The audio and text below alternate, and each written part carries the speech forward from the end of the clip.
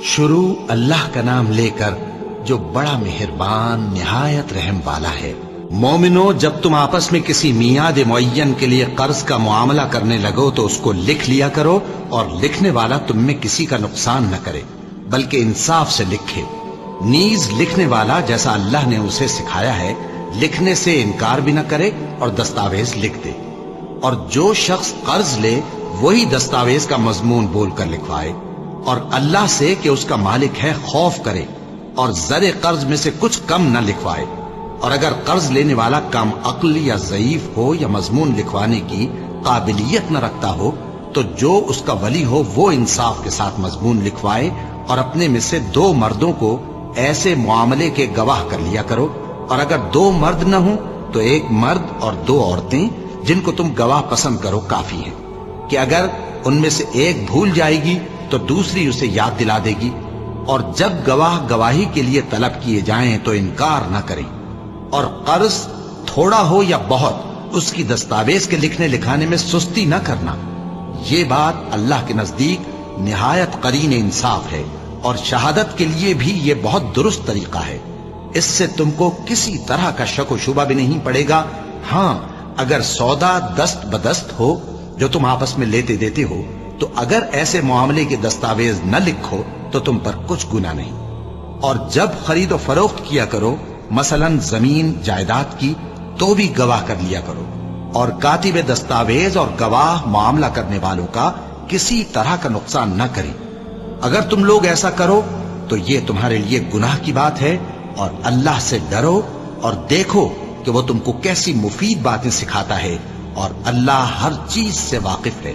اور اگر تم سفر پر ہو اور دستاویز لکھنے والا نہ مل سکے تو کوئی چیز رہن با قبضہ رکھ کر قرض لے لو، اور اگر تم میں سے کوئی دوسرے کو امین سمجھے یعنی رہن کے بغیر قرض دے دے تو امانت دار کو چاہیے کہ صاحب امانت کی امانت ادا کر دے، اور اللہ سے جو اس کا پروردگار ہے ڈرے، اور دیکھنا شہادت کو مت چھپانا، جو اس کو چھپائے گا وہ دل کا گناہگار ہوگا۔ اور اللہ تمہارے سب کاموں سے واقف ہے، جو کچھ آسمانوں میں اور جو کچھ زمین میں ہے سب اللہ ہی کا ہے۔ تم اپنے دلوں کی بات کو ظاہر کرو گے تو اور چھپاؤ گے تو اللہ تم سے اس کا حساب لے گا، پھر وہ جسے چاہے مغفرت کرے اور جسے چاہے عذاب دے، اور اللہ ہر چیز پر قادر ہے۔ تم پر فرض کیا جاتا ہے کہ جب تم میں سے کسی کو موت کا وقت آ جائے تو اگر وہ کچھ مال چھوڑ جانے والا ہو تو ماں باپ اور رشتہ داروں کے لیے دستور کے مطابق وصیت کر جائے۔ اللہ سے ڈرنے والوں پر یہ ایک حق ہے۔ پھر جو شخص وصیت کو سننے کے بعد اس کو بدل ڈالے تو اس کے بدلنے کا گناہ انہی لوگوں پر ہے جو اس کو بدلے، اور بے شک اللہ سنتا جانتا ہے۔ اب اگر کسی کو وصیت کرنے والے کی طرف سے کسی وارث کی طرفداری یا حق تلفی کا اندیشہ ہو تو اگر وہ وصیت کو بدل کر وارثوں میں صلح کرا دے تو اس پر کچھ گناہ نہیں، بے شک اللہ بخشنے والا ہے، رحم والا ہے۔ اور آپس میں ایک دوسرے کا مال ناحق نہ کھاؤ، اور نہ اس کو رشوتاً حاکموں کے پاس پہنچاؤ تاکہ لوگوں کے مال کا کچھ حصہ ناجائز طور پر کھا جاؤ، اور اسے تم جانتے بھی ہو۔ اللہ تو اس بات کی گواہی دیتا ہے کہ اس کے سوا کوئی معبود نہیں، اس حال میں کہ وہ انصاف کا حاکم ہے، اور فرشتے اور علم والے بھی گواہی دیتے ہیں کہ اس غالب حکمت والے کے سوا کوئی لائق عبادت نہیں۔ جو لوگ اللہ کی آیتوں کو نہیں مانتے اور انبیاء کو ناحق قتل کرتے رہے ہیں، اور جو انصاف کرنے کا حکم دیتے ہیں انہیں بھی مار ڈالتے ہیں، ان کو دکھ دینے والے عذاب کی خوشخبری سنا دو۔ یہ ایسے لوگ ہیں جن کے اعمال دنیا اور آخرت دونوں میں برباد ہیں، اور ان کا کوئی مددگار نہیں ہوگا۔ ہاں، کیوں نہیں، جو شخص اپنے اقرار کو پورا کرے اور پرہیزگار بنا رہے تو اللہ بھی پرہیزگاروں کو دوست رکھتا ہے۔ جو لوگ اللہ کے اقراروں اور اپنی قسموں کو بیچ ڈالتے ہیں اور ان کے عوض تھوڑی سی قیمت حاصل کرتے ہیں، ان کا آخرت میں کچھ حصہ نہیں۔ ان سے اللہ نہ تو کلام کرے گا اور نہ قیامت کے روز ان کی طرف دیکھے گا، اور نہ ان کو پاک کرے گا، اور ان کو دکھ دینے والا عذاب ہوگا۔ اور کبھی نہیں ہو سکتا کہ کوئی پیغمبر خیانت کرے، اور خیانت کرنے والوں کو قیامت کے دن خیانت کی ہوئی چیز اللہ کے روبرو لا حاضر کرنی ہوگی، پھر ہر شخص کو اس کے اعمال کا پورا پورا بدلہ دیا جائے گا اور ان کے ساتھ بے انصافی نہیں کی جائے گی۔ جو لوگ یتیموں کا مال ناجائز طور پر کھاتے ہیں وہ اپنے پیٹ میں آگ بھرتے ہیں اور ضرور دوزخ میں ڈالے جائیں گے۔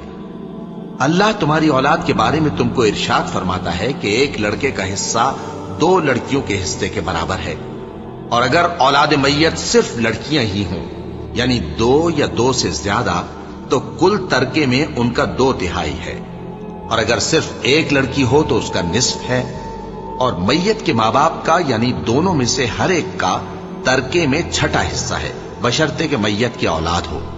اور اگر اولاد نہ ہو اور صرف ماں باپ ہی اس کے وارث ہوں تو 1/3 ماں کا حصہ ہے، اور اگر میت کے بھائی بھی ہوں تو ماں کا 6واں حصہ ہوگا۔ اور یہ تقسیم ترکہ میت کی وصیت کی تعمیل کے بعد جو اس نے کی ہو یا قرض کے ادا ہونے کے بعد جو اس کے ذمے ہو عمل میں آئے گی۔ تم کو معلوم نہیں کہ تمہارے باپ دادوں اور بیٹوں اور پوتوں میں سے فائدے کے لحاظ سے کون تم سے زیادہ قریب ہے۔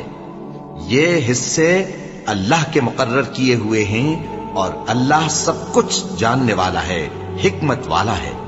اور جو مال تمہاری بیویاں چھوڑ مریں اگر ان کی اولاد نہ ہو تو اس میں سے نصف تمہارا ہے، پھر اگر ان کی اولاد ہو تو ترکے میں تمہارا حصہ 1/4 ہے، لیکن یہ تقسیم وصیت کی تعمیل کے بعد جو انہوں نے کی ہو یا قرض کے ادا ہونے کے بعد جو ان کے ذمے ہو کی جائے گی۔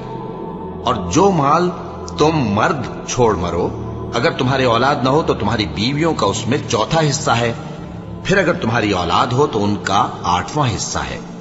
یہ حصے تمہاری وصیت کی تعمیل کے بعد جو تم نے کی ہو اور ادائے قرض کے بعد تقسیم کیے جائیں گے۔ اور اگر ایسے مرد یا عورت کی میراث ہو جس کے نہ باپ ہو نہ بیٹا مگر اس کے بھائی یا بہن ہو تو ان میں سے ہر ایک کا 6واں حصہ ہے، اور اگر ایک سے زیادہ ہوں تو سب 1/3 میں شریک ہوں گے۔ یہ حصے بھی بعد ادائے وصیت و قرض بشرطے کہ ان سے میت نے کسی کا نقصان نہ کیا ہو تقسیم کیے جائیں گے۔ یہ اللہ کا فرمان ہے اور اللہ نہایت علم والا ہے، بردبار ہے۔ یہ تمام احکام اللہ کی حدیں ہیں، اور جو شخص اللہ اور اس کے پیغمبر کی فرما برداری کرے گا اللہ اس کو بہشتوں میں داخل کرے گا جن میں نہریں بہ رہی ہیں، وہ ان میں ہمیشہ رہیں گے، اور یہ بڑی کامیابی ہے۔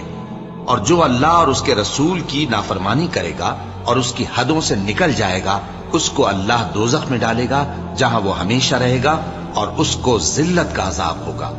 ایک دوسرے کا مال ناحق نہ کھاؤ، ہاں اگر آپس کی رضامندی سے تجارت کا لین دین ہو اور اس سے مالی فائدہ حاصل ہو جائے تو وہ جائز ہے، اور اپنے آپ کو ہلاک نہ کرو، کچھ شک نہیں کہ اللہ تم پر مہربان ہے۔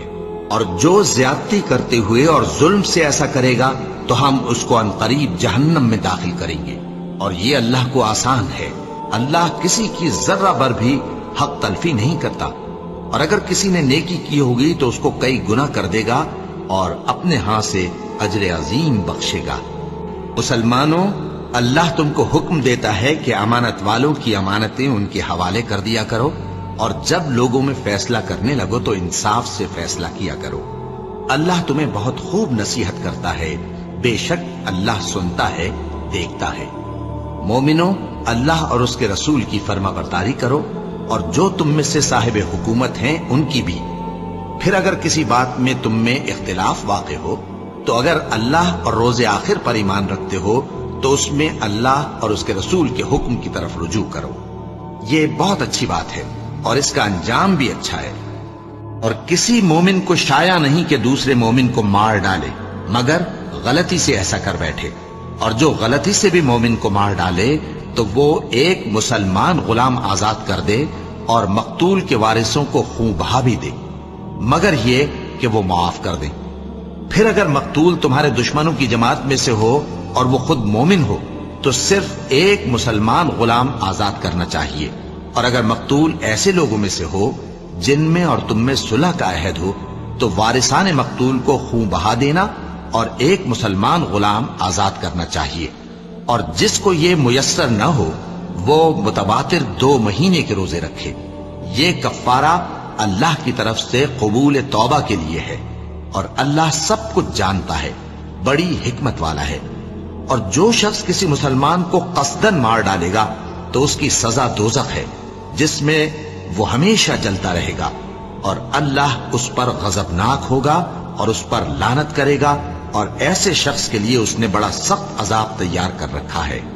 اے پیغمبر، ہم نے تم پر سچی کتاب نازل کی ہے تاکہ اللہ کی ہدایات کے مطابق لوگوں کے مقدمات فیصل کرو، اور دیکھو دغابازوں کی حمایت میں کبھی بحث نہ کرنا، اور اللہ سے بخشش مانگتے رہو، بے شک اللہ بخشنے والا ہے، بڑا مہربان ہے۔ اور جو لوگ اپنے ہم جنسوں کی خیانت کرتے ہیں ان کی طرف سے بحث نہ کرنا، کیونکہ اللہ دغاباز اور گناہگار کو دوست نہیں رکھتا۔ اور جو شخص کوئی برا کام کر بیٹھے یا اپنے حق میں ظلم کر لے پھر اللہ سے بخشش مانگے تو اللہ کو بڑا بخشنے والا، بڑا مہربان پائے گا۔ اور جو کوئی گناہ کرتا ہے تو اس کا وبال اسی پر ہے، اور اللہ سب کچھ جاننے والا ہے، حکمت والا ہے۔ اور جو شخص کوئی قصور یا گناہ تو خود کرے لیکن اس کا الزام کسی بے گناہ پر ڈال دے تو اس نے بہتان اور کھلے گناہ کا بوجھ اپنے سر پر رکھا۔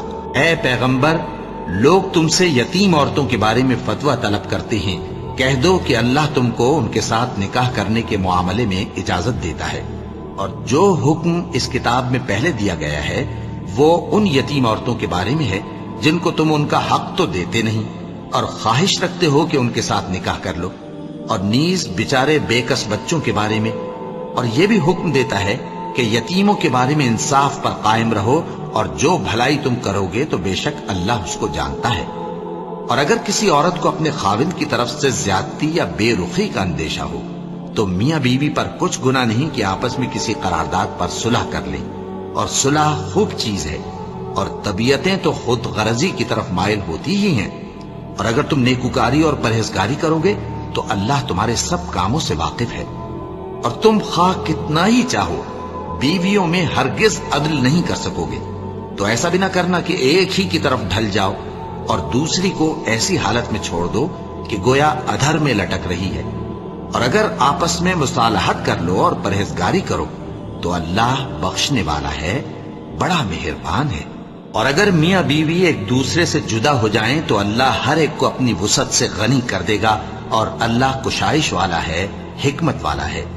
اے ایمان والو، انصاف پر قائم رہو اور اللہ کے لیے سچی گواہی دو، خواہ یہ تمہارے اپنے خلاف یا تمہارے ماں باپ اور رشتہ داروں کے خلاف ہی ہو۔ اگر کوئی امیر ہے یا فقیر تو اللہ ان دونوں کا زیادہ خیر خواہ ہے، بس تم خواہش نفس کے پیچھے چل کر عدل کو نہ چھوڑ دینا۔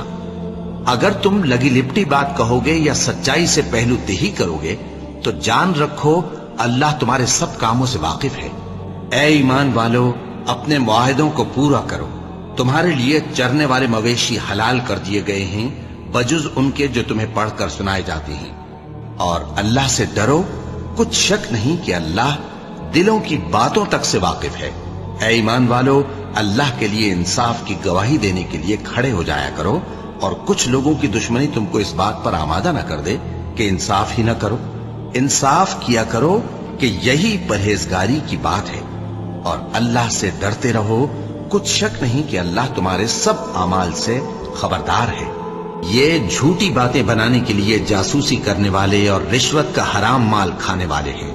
اگر یہ تمہارے پاس کوئی مقدمہ فیصل کرانے کو آئیں تو تم ان میں فیصلہ کر دینا یا روگردانی کر لینا، اور اگر ان سے روگردانی کرو گے تو وہ تمہارا کچھ بھی نہیں بگاڑ سکیں گے۔ اور اگر فیصلہ کرنا چاہو تو انصاف کا فیصلہ کرنا، کہ اللہ انصاف کرنے والوں کو دوست رکھتا ہے۔ اے ایمان والو، اپنے آپ کو سنبھالے رہو، جب تم ہدایت پر ہو تو کوئی گمراہ تمہارا کچھ بگاڑ نہیں سکتا۔ تم سب کو اللہ کی طرف لوٹ کر جانا ہے، اس وقت وہ تم کو تمہارے سب کاموں سے جو دنیا میں کیے تھے آگاہ کرے گا اور ان کا بدلہ دے گا۔ مومنو، جب تم میں سے کسی کی موت آ موجود ہو تو شہادت کا نصاب یہ ہے کہ وصیت کے وقت تم مسلمانوں میں سے 2 مرد عادل یعنی صاحب اعتبار گواہ ہوں، یا اگر مسلمان نہ ملیں اور تم سفر کر رہے ہو اور اس وقت تم پر موت کی مصیبت واقع ہو تو کسی دوسرے مذہب کے 2 شخصوں کو گواہ کر لو۔ اگر تم کو ان گواہوں کی نسبت کچھ شک ہو تو ان کو عصر کی نماز کے بعد کھڑا کرو، اور دونوں اللہ کی قسمیں کھائیں کہ ہم شہادت کا کچھ عوض نہیں لیں گے، گو ہمارا رشتہ دار ہی ہو اور نہ ہم اللہ کی شہادت کو چھپائیں گے. اگر ایسا کریں گے تو گناہگار ہوں گے. پھر اگر معلوم ہو جائے کہ ان دونوں نے جھوٹ بول کر گناہ حاصل کیا تو جن لوگوں کا انہوں نے حق مارنا چاہا تھا ان میں سے ان کی جگہ اور 2 آدمی کھڑے ہوں جو میت سے قرابت قریبہ رکھتے ہوں. پھر وہ اللہ کی قسمیں کھائیں کہ ہماری شہادت ان کی شہادت سے زیادہ سچی ہے اور ہم نے کوئی زیادتی نہیں کی. ایسا کیا ہو تو ہم بے انصاف ہیں. اس طریق سے بہت قریب ہے کہ یہ لوگ صحیح شہادت دیں، یا اس بات سے خوف کریں کہ ہماری قسمیں بھی ان کی قسموں کے بعد رد کر دی جائیں گی. اور اللہ سے ڈرو اور اس کے احکام کو توجہ سے سنو، اور اللہ نافرمان لوگوں کو ہدایت نہیں دیتا. اور یتیم کے مال کے پاس بھی نہ جانا مگر ایسے طریق سے کہ بہت ہی پسندیدہ ہو، یہاں تک کہ وہ جوانی کو پہنچ جائے، اور ناپ اور تول انصاف کے ساتھ پوری کیا کرو. ہم کسی کو ذمہ دار نہیں بناتے مگر اس کی طاقت کے مطابق. اور جب کسی کی نسبت کوئی بات کہو تو انصاف سے کہو، گو کہ وہ تمہارا رشتہ دار ہی ہو. اور اللہ کے عہد کو پورا کرو. ان باتوں کا اللہ تمہیں حکم دیتا ہے تاکہ تم نصیحت قبول کرو. اور یہ کہ میرا سیدھا رستہ یہی ہے تو تم اسی پر چلنا، اور دوسرے رستوں پر نہ چلنا کہ ان پر چل کر اللہ کے رستے سے الگ ہو جاؤ گے. ان باتوں کا اللہ تمہیں حکم دیتا ہے تاکہ تم پرہیزگار بنو. کہہ دو کہ میرے پروردگار نے تو انصاف کرنے کا حکم دیا ہے، اور یہ کہ ہر نماز کے وقت سیدھا قبلے کی طرف رخ کیا کرو اور صرف اسی کی عبادت کرو اور اسی کو پکارو. اور ہماری مخلوقات میں سے وہ لوگ بھی ہیں جو حق کا رستہ بتاتی ہیں اور اسی کے مطابق انصاف کرتی ہیں. اللہ انصاف اور احسان کرنے اور رشتہ داروں کو خرچ سے مدد دینے کا حکم دیتا ہے، اور بے حیائی اور نامعقول کاموں سے اور سرکشی سے منع کرتا ہے، اور تمہیں نصیحت کرتا ہے تاکہ تم یاد رکھو. اور جب اللہ سے عہد کرو تو اس کو پورا کرو، اور جب پکی قسمیں کھاؤ تو ان کو مت توڑو کہ تم اللہ کو اپنا ضامن مقرر کر چکے ہو، اور جو کچھ تم کرتے ہو اللہ اس کو جانتا ہے. اور اپنی اولاد کو مفلسی کے خوف سے قتل نہ کرنا، کیونکہ ان کو اور تم کو ہم ہی رزق دیتے ہیں. کچھ شک نہیں کہ ان کا مار ڈالنا بڑا سخت گناہ ہے. اور زنا کے پاس بھی نہ جانا کہ وہ بے حیائی ہے اور بری راہ ہے. اور جس جاندار کا مارنا اللہ نے حرام کیا ہے اسے قتل نہ کرنا مگر جائز طور پر، یعنی بفتوائے شریعت. اور جو شخص ظلم سے قتل کیا جائے ہم نے اس کے وارث کو اختیار دیا ہے کہ ظالم قاتل سے بدلہ لے، تو اس کو چاہیے کہ قتل کے قصاص میں زیادتی نہ کرے کہ وہ منصور و فتح یاب ہے. اور یتیم کے مال کے پاس بھی نہ پھٹکنا مگر ایسے طریق سے کہ بہت بہتر ہو، یہاں تک کہ وہ جوانی کو پہنچ جائے. اور عہد کو پورا کرو کہ عہد کے بارے میں ضرور پرسش ہوگی. اور جب کوئی چیز ناپ کر دینے لگو تو پیمانہ پورا بھرا کرو، اور جب تول کر دو تو ترازو سیدھی رکھ کر تولا کرو. یہ بہت اچھی بات اور انجام کے لحاظ سے بھی بہت بہتر ہے. اور ہم قیامت کے دن انصاف کی ترازو کھڑی کریں گے تو کسی شخص کی ذرا بھی حق تلفی نہ کی جائے گی. اور اگر رائی کے دانے کے برابر بھی کسی کا عمل ہوگا تو ہم اس کو لا موجود کریں گے، اور ہم حساب کرنے کو کافی ہیں. وہ جو آخرت کا گھر ہے ہم نے اسے ان لوگوں کے لیے تیار کر رکھا ہے جو ملک میں ظلم اور فساد کا ارادہ نہیں رکھتے، اور انجام نیک تو پرہیزگاروں ہی کا ہے. جو شخص نیکی لے کر آئے گا اس کے لیے اس سے بہتر صلہ ہوگا، اور جو برائی لائے گا تو جن لوگوں نے برے کام کیے ان کو بدلہ بھی اسی طرح کا ملے گا جس طرح کے وہ کام کرتے تھے. اے داؤد، ہم نے تم کو زمین میں خلیفہ بنایا ہے تو لوگوں میں انصاف کے فیصلے کیا کرو، اور خواہش کی پیروی نہ کرنا کہ وہ تمہیں اللہ کے رستے سے بھٹکا دے گی. جو لوگ اللہ کے رستے سے بھٹکتے ہیں ان کے لیے سخت عذاب ہے، اس لیے کہ انہوں نے حساب کے دن کو بھلا دیا. اور ہم نے آسمان اور زمین کو اور جو کائنات ان میں ہے اس کو بے مقصد نہیں پیدا کیا. یہ ان کا گمان ہے جو کافر ہیں، سو کافروں کے لیے دوزخ کا عذاب ہے. اور کہہ دو کہ جو کتاب اللہ نے نازل فرمائی ہے میں اس پر ایمان رکھتا ہوں، اور مجھے حکم ہوا ہے کہ تم میں انصاف کروں.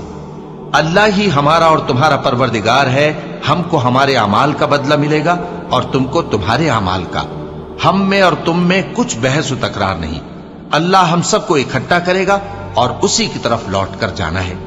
مومنو، اگر کوئی گناہگار تمہارے پاس کوئی خبر لے کر آئے تو خوب تحقیق کر لیا کرو، ایسا نہ ہو کہ کسی قوم کو نادانی سے نقصان پہنچا دو پھر تم کو اپنے کیے پر نادم ہونا پڑے۔ اور اگر مومنوں میں سے کوئی دو فریق آپس میں لڑ پڑیں تو ان میں صلح کرا دو، پھر اگر ایک فریق دوسرے پر زیادتی کرے تو زیادتی کرنے والے سے لڑو یہاں تک کہ وہ اللہ کے حکم کی طرف رجوع لائے۔